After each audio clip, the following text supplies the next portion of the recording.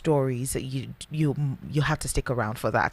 At 7:30, we'll be joined by Rufai, Oseni, and then at 8 o'clock, somewhere between 7:55 to 8, we'll be joined by Mr. Larry Ogoego, who is going to help us do justice to some of our headlines this morning. But before we get into all of that, let's talk about the minimum wage and the federal government and Labour talking about the new minimum wage. So, federal government and Labour talks deadlocked. The NLC defends 615,000 naira demand. The ongoing negotiations for a new minimum wage have deadlocked following the inability of the federal government and organised labour to reach a consensus on the issue. The President Bola Tinubu gave this indication in his speech during this year's International Workers' Day celebration in Abuja on Wednesday.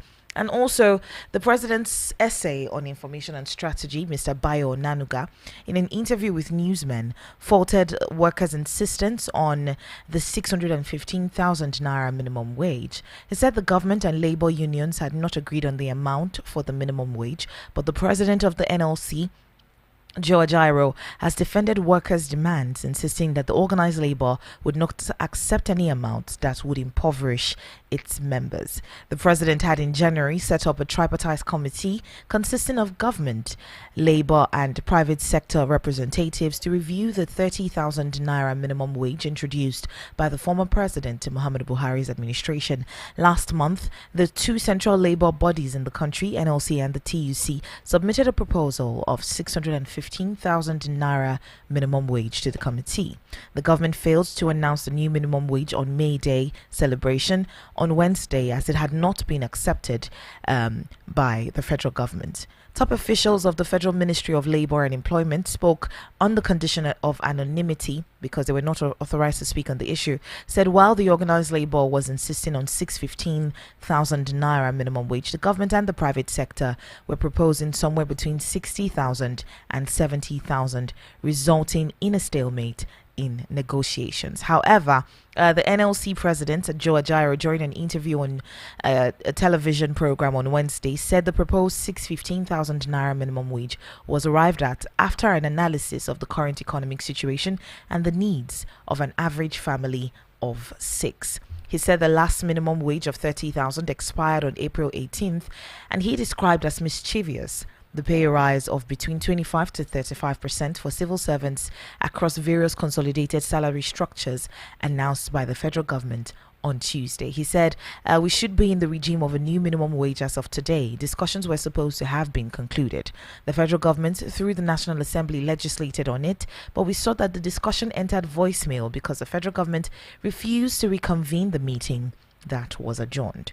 I think the announcement now appears mischievous because there is no wage increase that the federal government is announcing. For them to announce it now, it is an issue that we are worried about at the NLC and even the TUC. So, talking about living wage is such that will at least keep you alive. It's not a wage that will make you poorer and poorer. It's not a wage that will make you borrow to go to work. It's not a wage that will lead you to be in the hospital every day because of malnutrition. For that living wage, we've tried to look at 615,000 naira.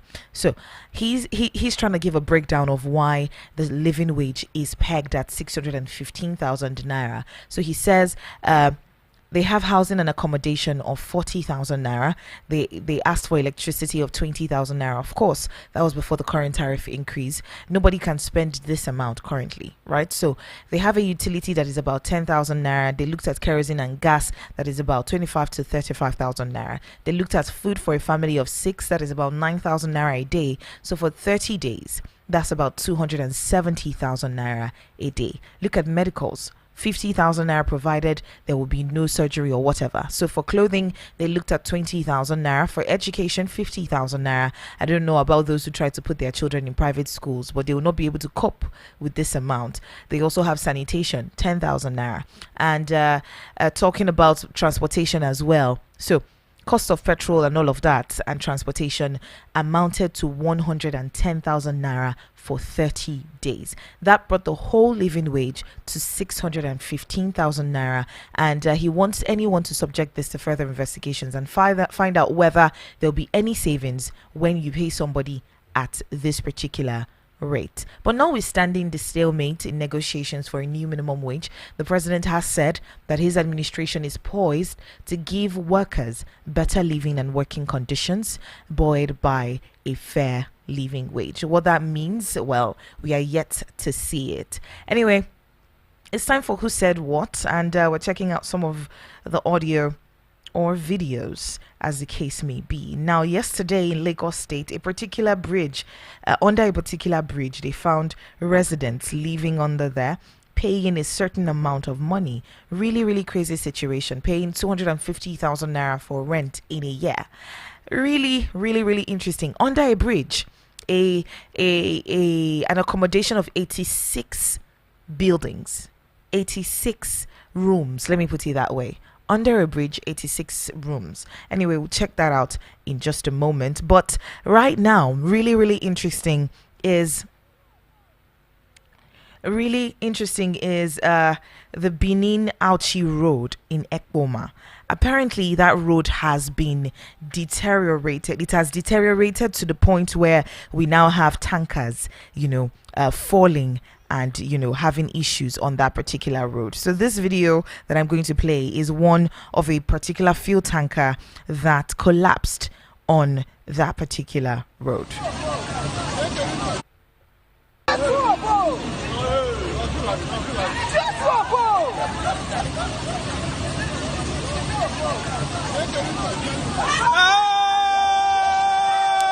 The tanker overturned. Jesus, and then they tell them now, drive a inside door.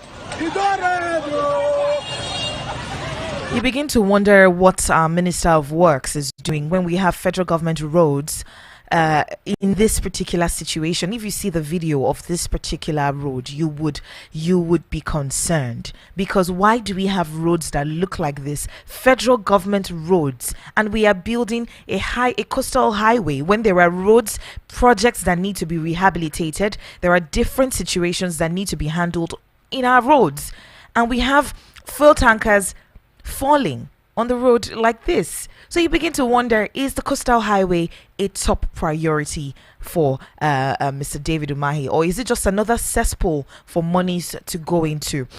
Talking about Mr. David Umahi, there was a bit of a basketball situation between him and Peter Obi, where Peter Obi was calling him out for stopping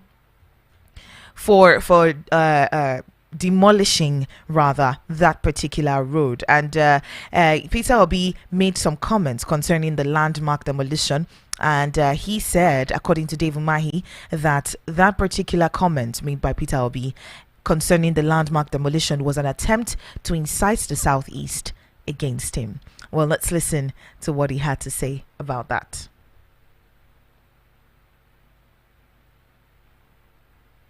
I just believe that my brother Landmark is simply playing politics with, politicians, because there is nothing to claim. It brings me to some of the comments made by my brother, His Excellency P2B. I'm not supposed to comment about it because some people have already done the work, and I saw what Arise brought, the courtesy channel, and they were bringing, similar scenario when His Excellency P2B was governor, and he made a statement. He said, any infrastructure that stands on the way of road construction must go, and there will be no compensation paid, quote and unquote. That's what he said. But look at me, by the human face of Renewed Hope Agenda administration, we are even paying for people that are illegally staying on the coastline and do not even have, valid infrastructure and valid documents. That is messi. That is messi. Some people darken counsel without knowledge. There is devil in details. When you bring judgment, when you condemn people, you bring judgment upon yourself. And that's what he has done. And I think he's inciting some of the Southeast people that are not well informed. He's inciting them, and he gets them into trouble, and he doesn't go to fight for them. Wisdom is a defense. We know money is a defense. But wisdom gives life to those that practice it. And I want our people to have wisdom, because I'm involved. And there is no humanity method to landmark. That matter should be buried, because I was there. And so we fought everything possible. Even people donated their right of occupancy to save his too big infrastructure. And that should show, appreciation. But some people have taken on it alongside with him to play politics. Some people are already very bitter. Well, that was the voice of Mr. David Umahi talking about his conversation with Mr. Peter Obi, or the basketballs between him and Mr. Peter Obi. So let's check out what Mr. Peter Obi had to say. Okay, I don't think I have that. But yesterday, we have different property owners on the Lagos-Calabar road to get 2.7 billion naira compensation, and they had started receiving that particular amount of money. Owners of properties that were demolished to give the right of way to the Lagos-Calabar Coastal Highway are to get 2.75 billion naira compensation from the federal government. This is according to the Minister of Works. Person is representative of Dakpo Oniru of Moist Beach. Please file here. That other one. G12 Beach. Mustafa Akim Olatunji. Please come. Dakpo Oniru, Moist Beach. G12. Kí lorúkọ ẹ? What's the name? Mustafa Akim. That's it. Mati wa ma ya won le kokon. Where is Ashton? Okay, you are here. It's really, really interesting if you hear some of the comments on social media. Someone says, I want to know how much Landmark is entitled to. Someone said, wait, all those beach people will share the 2.75 billion naira. Abi, it's each. Because you have to look at how much, when you're looking at compensation, how much were they looking to earn in their company this year? How much have you deprived them of? What have you deprived them of when you look at the compensation value? 2.75 billion naira. Is it even enough for all of them to share? Someone says, is it the road that they won't finish in the next how many years, that they will want to destroy tourism for their selfish interests? We have other roads yet unfinished. Most federal roads are so bad, yet they want to kickstart another project that won't be finished in the next coming years. This one says, we don't produce, we don't have adequate power supply, and we don't have the right numbers of properly functioning seaports, but we can afford to do a massive project like this and destroy existing businesses. This federal government paying compensation, this particular situation is, this person is saying, I hope their businesses were valued before this compensation. Objectively, fair enough. Well, we'll see how all this pans out. Really, really interesting situation that we're in at the moment. Still talking about David Umahi. He's been in the news for a couple of minutes now. There was a particular presenter that was talking to him, asking about the environmental report, environmental assessment of this particular project that he wants to embark on, the Coastal Highway. And here's what he had to say to the reporter. Really, really, really interesting. When you see politicians playing politics, somehow you can smell it from a mile away. Let's listen. Being carried out by Sister. Is currently being carried out by Sister, I was raised in the village. Me, I'm not here for me. Well, so sorry. So try to speak. I can't help the way I speak. You mentioned that the ESIA was being carried out at the moment. The EIA Act of 1992. I need interpreter. Well, you have enough people next to you. The EIA Act of 1992 states that an EIA must be approved by the Federal Ministry of Environment before the commencement of any project, unless an exemption has been given. It's not done so. There is preliminary approval, there is final approval. Has an exemption been given? And if so, if you have the preliminary approval... Exemption of what? For the project to start without the final approval. If you have the preliminary approval, can this be shared? We are following due process. So can we have a copy of the It is federal government approval? that gives the approval. It's not you. So can we have a copy of the preliminary approval? We have the approval. And you can make that public to the media? Everything in order. Okay, thank you. 2 more questions, please. Really, really interesting. A lot of people were like, why is he making jokes? Is he trying to deter her from asking these questions? And then you begin to wonder, if he was interviewed by public international media, would he still be trying to make jokes or try to throw off a presenter from asking questions, very, very valid questions? If you've gotten the EIA, what exactly has the ESIA said about the environmental impact assessment for this particular project? Have you gotten the go-ahead for this particular project? We have the governor, the former governor rather, dancing around his answer. Well, we'll get more details in a bit when we speak with Mr. Rufai Oseni and Mr. Larry in just a moment. Do stick around. Let's pay some bills. I'll be back in a moment.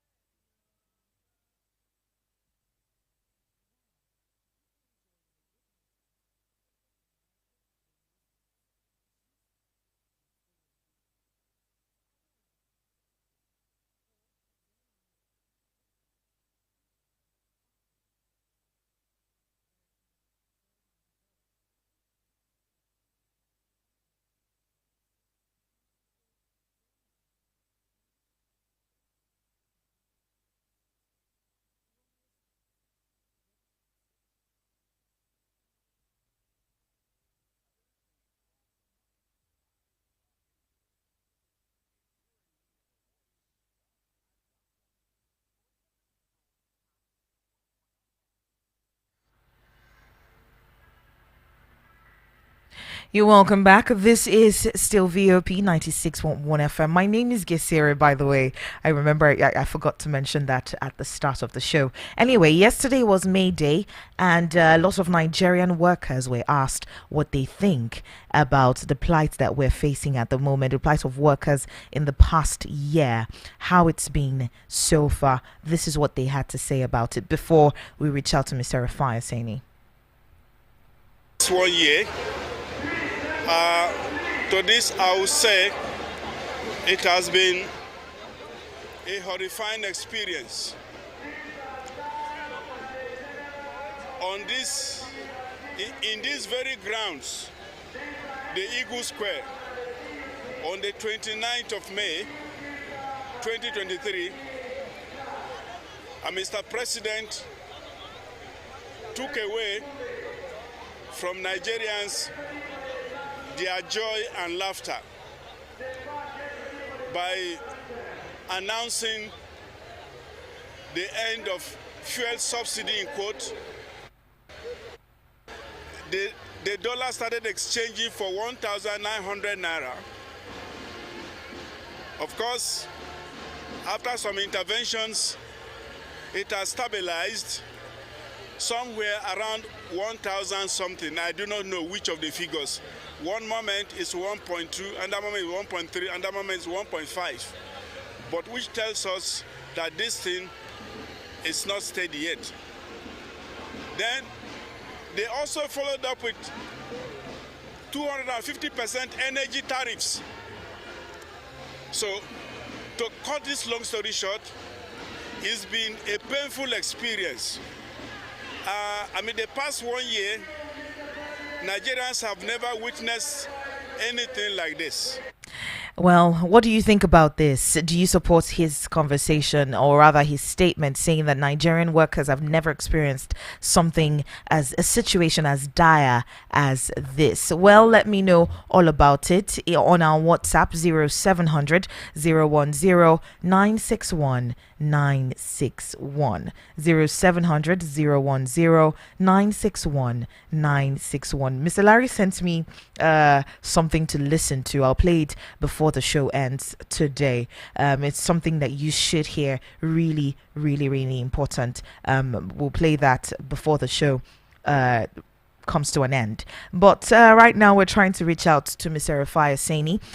Join the conversation. The number is 0700 010 961 961. Call me up on that number or send a WhatsApp message. You can send a voice note as well, whichever you please. 0700 010 961 961. Good morning, Mr. Rufai, and welcome to the show. I'm fine, thank you so much. We're seeing a very, very serious situation that we're in at the moment. Mr. David Umahi and the Coastal Highway, that particular conversation has taken on a different I don't know what to call it. It's just taking on a life of its own. We saw the conversation between him and Mr. Peter Obi. First of all, I don't know what your take is on that particular conversation between him and Mr. Peter Obi, the back and forth. It was needless. Mr. Mai is trying to distract attention from the real issues. The issue Mr. Peter Obi raised is a very pertinent issue. You can't be expending that amount of money on just for 7 kilometers of road when there are other roads left undone. So Mr. Peter Obi is correct. Talking about the video, Mr. Peter Obi said he was not going to pay compensation. Yes, he should have paid compensation. That was in the past and all of that. And I fault Peter Obi for that too. And that's why the things you do come back to catch up with you. But it doesn't stop Peter Obi from what he's saying now about that project. And also, a journalist asked him a question from Arise, Leila Johnson Salami, my colleague, and he tried to push the question away because he knew that question was very important. EIA. Apparently, I'm not sure they've concluded their EIA or done it properly because there's a paper circulating that it was just on the 20th of April they did the scoping, which was the third level in the EIA. And at that time, they had started the project. You can't have started the project and now be doing scoping for EIA and environmental studies. It needs to be done months before the project and needs to be approved before you do it. So even if people come out with a paper now and they say, because we asked them for the EIA, if we come out with a paper at the backdate that they've approved it long ago, no. As long as that document is out, that you're just doing scoping on the 20th of April for an EIA, that scoping is just a third process. You're supposed to now put it in the papers, advertise it, people should come forward. It takes about 6 months to complete the process, or to a year sometimes, if there are a lot of back and forth. Then it speaks volume. So it just shows that the projects were hurriedly done. And you see, we in the media, what we're going to point out the truth as regards what is happening. And we're going to say the way it is, where the government is wrong, we tell them they're wrong. But where other parties are wrong, we would analyze the empirical agenda. Just like I feel Labour is wrong for asking for 615,000 for minimum wage. It's wrong. It's not possible. On that, I will never support Labour because it's not based on any empirical fact. It's not a good argument. It's a faulty argument. Labour came out. Labour came out to give a breakdown of how they arrived at that 615 minimum wage. He pegged some figures on a particular. He talked about 40,000 naira on accommodation, 20,000 naira on electricity, utilities about 10,000 naira, kerosene and gas is about 25 to 35,000 naira. Talking about feeding is 270,000 naira in a month. Clothing they looked at 20,000, education 50, sanitation 10,000 naira, transportation had 110,000 naira for a month. Hello. I think there's some issue with the network, but I hope we can reconnect with Mr. Rufai so we can conclude this conversation, because talking about this, okay, we have him back on. To the earnings of the family. So it's not in all cases that they are sisters' own wives. So if you are calculating the household cost and putting it on one person, then that's a wrong calculation. It's also expected that all parties should work. It's not just a one-man breadwinner. So you see, these are what we keep saying, that the empiricals are wrong. So when you are saying a husband and a wife earning, take for instance that they are both working in civil service, like normally is the case, they are both earning 17,000. I'm going to put inflation on the economy. Now the market woman will say workers now have money, and there's going to be more inflation. So that's why you see the empiricals are very wrong. You are calculating that at the threshold of one man, not factoring the fact that his wife too will work. Or is labor expect everybody to be full housewives and not be productive? But Mr. Rufai, some people will argue that some don't want their wives to work. But that's a flawed argument. Everybody must put a productive capacity into the home. And that's a flawed cultural argument. In this day and age, you don't want a woman to work. So because she's your wife, she shouldn't get her own dream and career fulfillment. Is your wife a slave to you? So she shouldn't live her life? Please, Gessie, any man that wants to marry you, let him. If he says you should not work, go against him. All right. So it's wrong now. Because see, these are the cultural things that we have learned in society that is wrong. A man marries a woman. So you think she should put her life on pause for you? And she should not work, so she doesn't have her own dreams and ambitions in life. So because she bears your last name now, she should not work. She should not do things. Both of you are partners in progress. In this relationship, both of you are partners in progress. Nobody is anybody's slave. All right. Still on this issue of David Umahi, because we segued from there. The property owners on that Lagos Calabar road are to get 2.75 billion naira compensation. Now, we are wondering, did the federal government do an evaluation of what these businesses, cost? So those are the questions you should not ask. You have put 2.7 billion to pay as compensation. When it was just on the 20th of April, you did a scoping for environmental impact assessments. So how did you arrive at the figure of 2.7 billion of compensation? When it was just 2 weeks ago you did a scope, you have not even completed the scoping. You have not even invited the stakeholders. They have not even told you. Well, so where was the quantities of air that quantify the variables? I mean, that project was just horridly done, and the facts are everywhere. So Umahi can call press conference from here to Kutuweji. The facts are there. The facts don't lie. The facts don't run away. But is the president sleeping on this particular issue? Isn't he seeing the plight of Nigerians? Isn't he seeing the businesses that have been affected by this demolition? With due respect, the president has shown to be nonchalant to the plight of Nigerians on this project. He has decided to keep quiet. And the reasons are obviously clear. So I wouldn't say more. You that are asking me that question is a jam question, as far as I'm concerned. The reasons are obviously clear. And that's just it. All right. We have the president talking about the fact that his administration remains committed to Nigerians and their welfare. And he also talked about the fact that he wants to ensure that there's good living wage for Nigerians. The president on Wednesday assured Nigerian workers that he's dedicated to improving their welfare and enhancing their working conditions, providing the necessary tools for them to succeed. And you begin to wonder, what are the steps he's taking towards ensuring that this statement is not just a statement?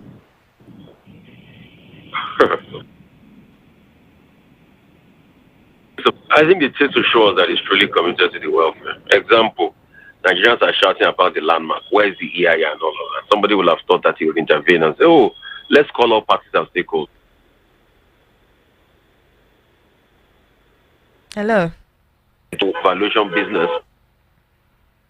And you know what they also did yesterday is that they now rerouted the route. So businesses that were not affected hitherto now are going to be affected full time. So I'll give you an instance. There's another beach which I know of called the Good Beach.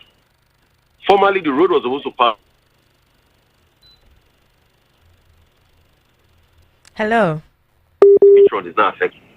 Mr. Rufai, the last we heard was the Good Beach. Yeah. The last we heard was the Good Beach. Everything else was we didn't get that.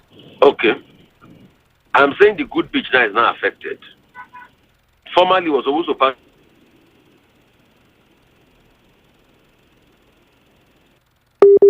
The question is, what the another impact assessment if you have just now, you're not changing a variation of a project? So these are the questions we should ask Mr. Umahi. The Good Beach was set up by a couple of young Nigerians, about over 20 of them.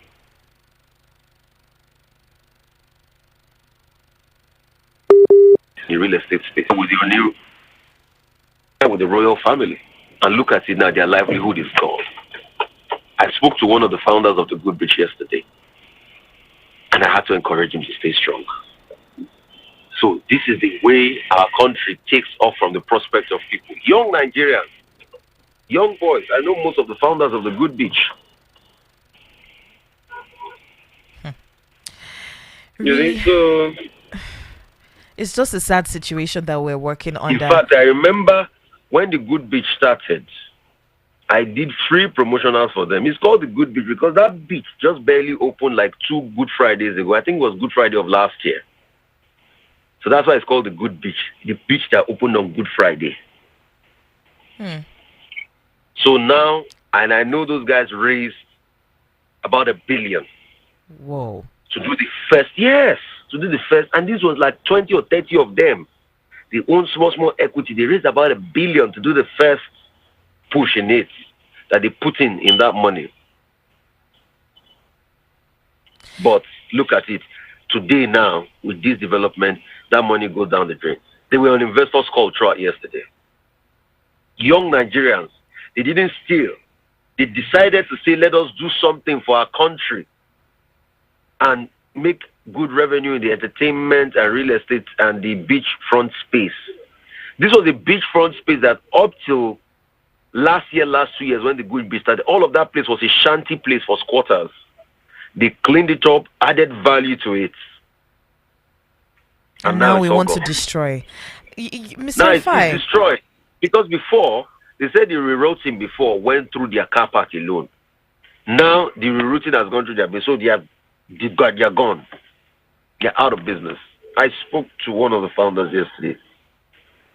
These are the stories. Should these businesses not be taking the federal government to court on this particular situation? Because if you have evaluated just how much their businesses will lose, should you put that particular road on that particular highway, will the federal government be able to compensate? I suspect there are going to be litigations, but another thing has to be said. Another thing has to be said. We need to now ask and what is going on as regards compensation. But secondly, a lot of businesses, what they are now trying to do is how they can move on. Because a businessman, you don't want to be drawn out in courts. So those are the other things that the federal government, they know you don't want to be drawn out in court because they are now looking at investors. How would they sort out the investors' money and raise another investor call? So these are the things. So it's a deeper issue than what's happening on the surface. But we keep speaking about these things. It will be a record we spoke. Even if we get abused and everything, As long as we stick to the facts, it will be on record that we spoke. Because, Mr. Rufai, these people got permission from the government, the Lagos state government, to do whatever structure on that particular place. It's not like they just went ahead and they have illegal structure on a legally owned Lagos owned on a Lagos owned road. These are individuals who went about the right way and got permission from the government to be able to install whatever structure. Jesse, they got permission, they pay taxes. They got permission, they pay taxes. There's another beach close to the good beach called the Soul Beach. That one too is there. That one too, it will rip through those ones beach. And these are investors bringing their money. Landmark. Hello? See, let's even calculate swimming pool alone. To build a swimming pool in the central, I remember the Good Beach, for instance, they had to have partnership with independent power company where in Lekki that uses gas to be able to ensure that they power their beach. All of this gone. So, Jesse, have a good day. All right. Thank you so much. Thank you so much, Mr. Rufai. All right, to you listening, you have the opportunity to send us a WhatsApp message. We have a comment on YouTube. This one is talking about drink water every time. That's how can that be your name, please? He says, since last year, the federal government were very much aware the current minimum wage expires at April 18th or so, but decided to start constituting a committee by February. It's an outright insult to the public. Adequately planning and foresight has always been the bane of this current administration, and it's us, the public, that are suffering these actions. Everything in Nigeria is first of all politicized and not putting a human face first. Really interesting point of view at this point in time. Do keep your comments coming through. On VOP, we are live on YouTube at Voice of the People Abuja. Voice of the People Abuja. Go ahead and send us a message, a comment on YouTube, Voice of the People Abuja. You can also send a WhatsApp message to 0700 010 961 961 0700 010 961 961. Go ahead and give me a call. Let me know you're listening. We'll pay some bills right about now. When we come back, we'll be speaking with Mr. Larry Ogrego. Trust me, his opinions are also going to knock your socks off. Keep it locked right here. Don't go anywhere.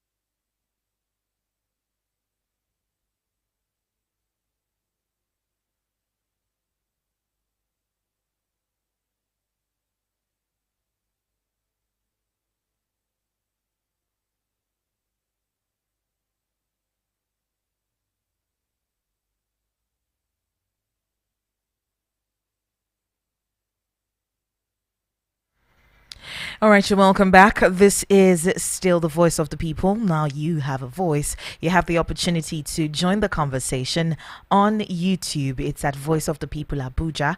And then you can call us right here in the studio live 0700 010 961 961. Earlier I had mentioned that Mr. Larry had sent me a message. I will be playing that in a moment. Before I reach out to Mr. Larry Ogoego, do take a listen and enjoy. Country that has been transformed by politicians. There's not one. America documented their own. There's a documentary called The Men Who Built America. Google it, go and look for it. They didn't say the political party who built it. The men who built it is entrepreneurs and innovators and non-profits that build countries, not politicians and not politics. The problem in Nigeria is everybody's waiting for one person to save you. You are your own savior. It is the person that is well that can donate blood. When you are sick, who can you give your blood? You are calling sick people to come and help you. Endangered species who have not curated their own peace. They are going to come and set you your own peace. You abandon all your own capacity and delegate your own stability to the hand of one person in a country of 200 million people. The secret is not a concept. Go to America. Google, Microsoft. Look at those giants. Are they owned by politicians? The private sector creates ideas. The government does only two things: regulate and tax. Societies are changed in the private sector. In any country.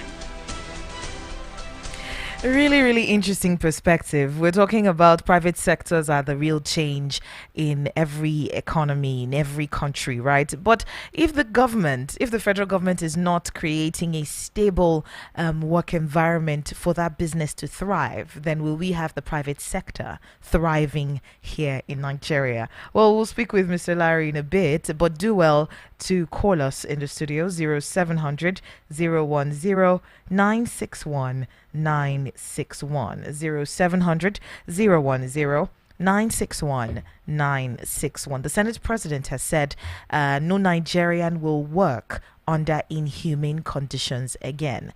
Now, Senator Godswill Akpabio, he has assured Nigerian workers that the National Assembly and the executive arm of the government would work collaboratively to give them a living wage and better working conditions. He said that no Nigerian worker will again be allowed to work under inhumane conditions, and they'll do everything to give the best because the workers deserve the best. Every time we hear politicians talk about this, we begin to wonder what active steps are they taking towards ensuring that there are actions backing the words. Mr. Larry, good morning and welcome to the show. Good morning, Jason. It's my pleasure to be back. It's a really interesting morning that we're having right here. We're seeing what is playing out in Lagos with the landmark beach and that particular project. We saw some of the discrepancies with the EIA, which is supposed to be the first document before you even go ahead with demolitions or even getting investors to come in. We know that the EIA is mandatory in Nigeria as stipulated by the Environmental Impact Assessment Decree of the Federal Ministry of Environment. It's required as part of their conditions before project funding, with many like places like World Bank, many multilateral aid agencies and all that. Before they even give you aid, they require your EIA. So where did we get our own money from, and how come we are funding these projects without having finished the EIA? I think one of the questions we should also be asking is, why are we not even doing the EIA? You see, a lot of Nigerians see environmental impact assessment just as a procedure that you pass through to get a job done. No, that's not the reason for environmental impact assessment. Environmental impact assessment actually helps the stakeholders to take a decision on how the project should be executed, whether it should even be executed at all. Sometimes, after the environmental impact assessment, a project is totally revised so that the impact on the environment will be mitigated. So it's not a mere procedure. That's one pattern I've noticed. We think it's just a piece of paper. It's not a piece of paper. And to do environmental impact assessment, that is the impact of that project on the environment for a 700-kilometer road, will take time. You are not talking of 3 months or 6 months. You are talking of more than a year, because we are going to look at the environment across the stretch of the entire road and check how that road will impact the environment in diverse ways, including for instance, disturbing or disrupting the ecosystem in certain forests. How does the construction itself affect so many other things that have to do with the environment? Are we going local to economic activities? No, I'm talking of not economic impact assessment. Environmental impact assessment is technical, looking at the impact of that project on the environment, and it's a necessary requirement. But we live in a country where the government actually doesn't respect the same laws that they promote. The same laws that they ask the rest of us to respect, they don't respect the laws. So we live in a nation where government behaves as if there are no laws. For instance, the sundry things that people do and we complain, they are also done by law enforcement agents, like driving against the traffic, like beating traffic law. The people who should be the enforcers of the law are the chief breakers of the law. Because if you want to do a government contract, they ask you for EIA. Now they are executing a big contract because they are in a hurry, because there's something about this contract that we have not seen yet.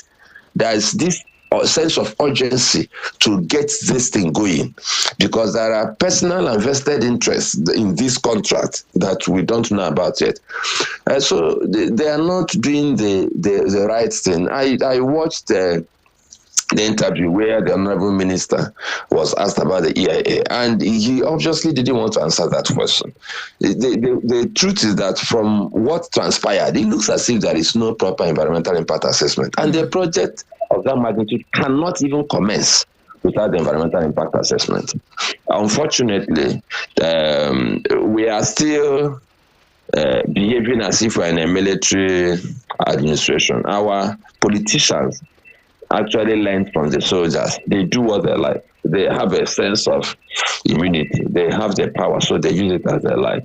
This is also a good time for certain institutions that are good with public interest litigation to find out if there's no environmental impact assessment. I was basically saying that we need to know. We have the Freedom of Information Act, so we need to know if they have environmental impact assessments done and done properly. We need to know who is getting compensated and how much are they getting. We need to ask for the information specifically, and we should get them. And if we don't get them, the simple procedure: go to a high court, file a motion, and get the Ministry of Works and the related institutions to furnish us with the facts, because we need to know. And you cannot rush environmental impact assessment. You can't rush it. It's not just a matter of writing the piece of paper. It's a matter of doing the environmental impact assessment properly. All right, let's move on to the compensation part of this conversation, right? We know that the federal government has pegged their compensation at 2.7 billion naira, and that may seem like a lot of money, but what should have gone into informing this amount of money? Because how did the federal government get to this amount? Were the properties evaluated? What were the parameters that made them arrive at this particular number? But what exactly should it be when it comes to compensation on this magnitude, compensating businesses on this magnitude? What should be put into consideration before a figure is even reached? First of all, I think they are not doing the right thing again, just like in the environmental impact assessment. You have to pay compensation before you demolish. You don't just come in the night, because that's what they did. They started demolition in the night, and they start demolishing people's properties. No. You have to pay compensation before you talk about demolition. And there should be proper assessment of the value. You have to do proper valuation. The person who owns the property should also be involved, but most importantly, there should be professional evaluation. And these things should be public in the sense that you don't just announce that you're spending 2.5 billion to compensate XYZ. There is need to publish what you are giving to people. We are in a country where very often we had stories we hear stories where people's compensation were not paid, or compensations were inflated, or some people skim off the top of the compensation. So the proper thing to do, if we want transparency, is to publish a list of people who are being compensated. Even if you don't want to put it in public domain, stakeholders who want to have access should be able to see it. The people you are paying should know that this is what you are actually paying, and this is what was approved for them, because this is Nigeria. So I think they need to play by the rules. You can't, first of all, come and demolish and then give me what you think without necessarily going through proper valuation and all that. We don't know the company that did the valuation. We don't know how they did it. So I think we need to understand that these processes were instituted so that things will be done properly. Unfortunately, like I said earlier, the people who are supposed to be the custodians of the law in Nigeria are the chief lawbreakers. That is why there's chaos and anarchy in this country. The people who are supposed to be role models in doing things well and doing things right are the people who champion chaos and anarchy. They just use their powers arbitrarily and do what they want to do. And then if you challenge them, this does not travel by road. So why are they so much in a hurry to do roads for us? We are the people who travel by road. And we are saying, let us look at this road properly. But they are not interested because, like I said, they are not doing the road for us in the final analysis. All right. They are doing it for themselves. All right, let's move on from there and talk about 615,000 naira demand made by NLC, and they're defending this particular figure. I don't know what else needs to be said to Joe Ajaero. Shouldn't he be employing other means? Because it's clear that the federal government will not be taking 615,000 naira as the minimum wage. I mean, they are even talking about 60,000, 70,000. So where do you come to a compromise in this particular situation? I actually think they're joking. Sorry, with all due respect. They're joking. It's unrealistic to be talking about 615,000 naira. How? I mean, I know naira lost value, but not to that extent now. I think we have to be serious about this negotiation. And one of the things I'm wondering about is, do they actually think about the productivity of the people that are asking for this minimum wage? You know, sometimes I go to offices and I see people, for instance, who are clerks, and they'll be sleeping on their tables. Sometimes they will arrange seats. I've seen this several times, as they will arrange seats, ordinary seats, and convert the seats to a bed, and they sleep half the day. Are they also entitled to 615,000? They're not talking about productivity.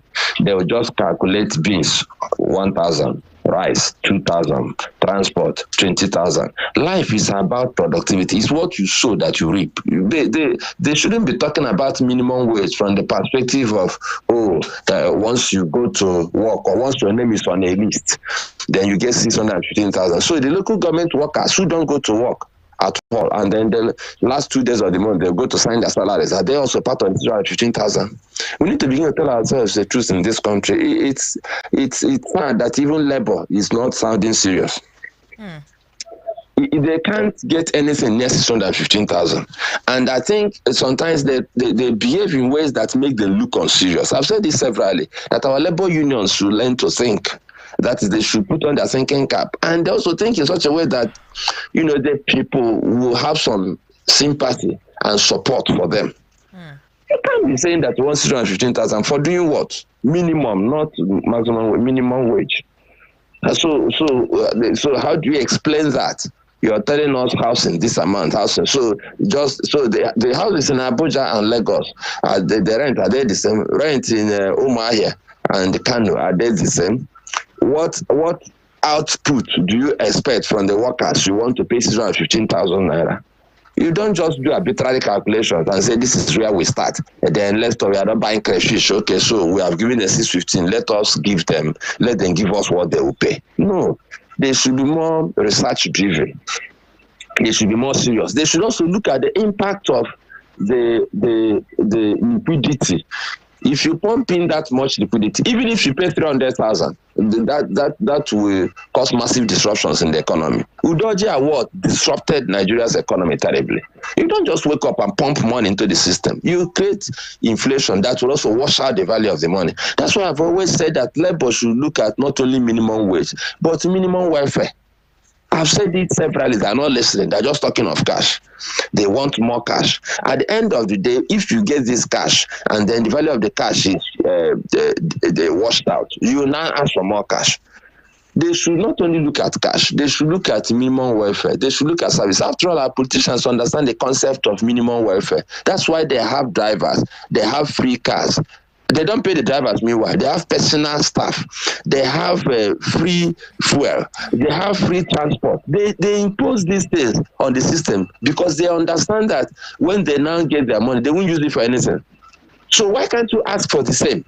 You should have free healthcare for your children. You should have free education or subsidized education. You should have free transport or subsidized transport. You should ask for accommodation, proper accommodation. If you work in Abuja, you cannot live inside the city unless you are just fortunate or blessed or you're a crook. Because the Abuja wasn't planned to accommodate ordinary Nigerians. For instance, clerks and junior civil servants. How do you pay the rent?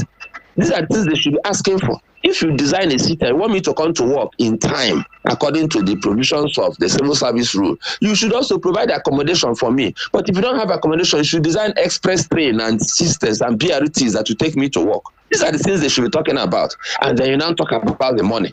But every time, money. They are fixated too much on money and they're making unrealistic demands. With all due respect, Labour should become serious, not just about money, but also about welfare and about the output of their own workers. A lot of workers are lousy in this country. That's why the country is also not making progress. People build nations. People, human beings, individuals come together and build nations. It's not just government. You sit down, you refuse to go to work or make the contributions in your workplace, and you are blaming government for everything. Who is government anyway? So I think we need to get Labour should sit up and begin to talk sense. All these 600 and something thousand. I mean, so all of us will now go and become cleaners and N615. What will happen to the money? One bag of rice will become 500,000. Then you go back to the basics and start asking for 1 million. We don't want that kind of nonsense. We should sit down and have a proper conversation about minimum wage, what is realistic, minimum output that will also support the minimum wage, because this minimum wage will be paid from the coffers of the country based on our productivity. So we should have a more reasonable conversation about this minimum wage thing. Or this idea of calculating house 10 naira, food 15 naira, this why it doesn't make sense. They're not serious. With all due respect, they have to be more serious about this whole conversation. And they must also be looking at their own productivity. All right. Thank you so much, Mr. Larry, for bringing, a very fresh perspective on things this morning. Thank you so much. Yeah, it's my privilege, and I hope they are listening. I know Labour won't love me this morning, but you see, if we're going to survive and flourish as a nation, we have to tell ourselves the truth, and that's precisely what I'm trying to do. So good morning. Good morning. To you listening, thank you so much for being a part of the show today. We absolutely appreciate the WhatsApp messages. I just saw a couple of calls coming in on the phone line. Apologies, I was just wrapped up in the conversation. But do well to call us tomorrow, 0700 010 961 961. Geseri Agua is my name. And of course, have yourselves a swell Thursday morning. Good morning. I've got Trading Post coming up next. Do keep it locked right here.